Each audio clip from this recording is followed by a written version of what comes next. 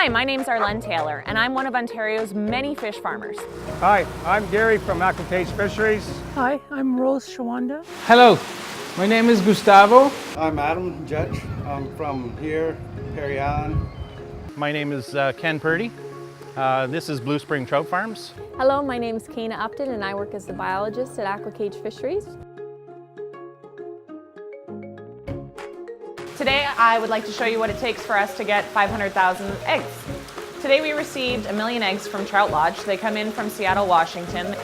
Today, 500,000 went to our other hatchery, which is located 10 kilometers from here, and another 500,000 came here. Okay, now we're in our breeders building. This is where we keep our brood stock. So this is one of our brood stocks. She's probably about 8 years old, and she would give us around 5,000 to 6,000 eggs per year. She'll be spawning in, well, based on her coloring, she'll probably be spawning before Christmas. We are right now in the second step of the cycle, of the fish cycle in this place.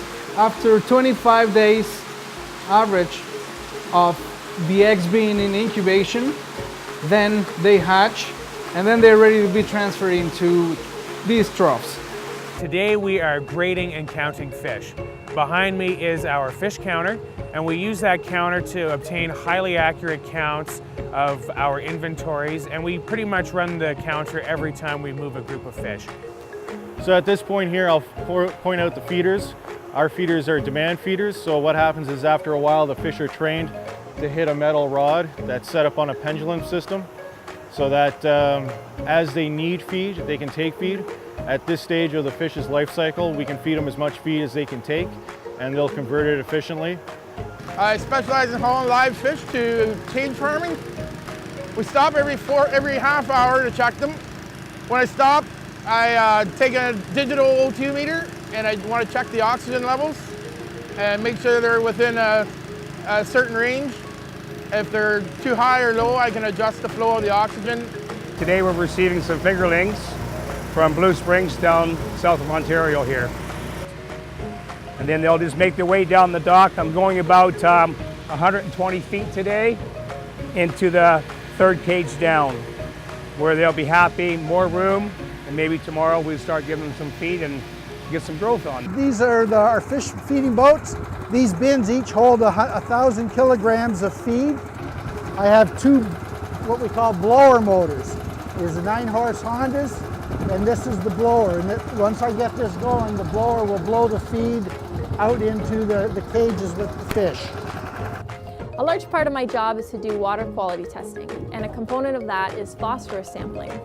We do phosphorus during spring turnover and fall turnover. Turnover is when the water flips around 4 degrees Celsius, and in between those times we do it at a regular monthly interval. We test around the cages and the background sites, and we compare the results, making sure there's no difference between background and cage sites. And with the 30 years that this farm has been operating, it has never shown any difference. This is the Coleman Row plant, and this is the grading station that we start with every morning. It has the tote dumper, which when we receive a tote, it comes in a water-ice mixture to keep the fish nice and cold. It gets dropped onto this automatic pin boner, which has spinning wheels that will remove all the pin bones out of here. It goes across this belt where we have 4 gentlemen who use the handheld to remove anything that is left behind. So every fillet is inspected as it hits this table. We aim to continue doing the best job we can here and to produce the best fish possible.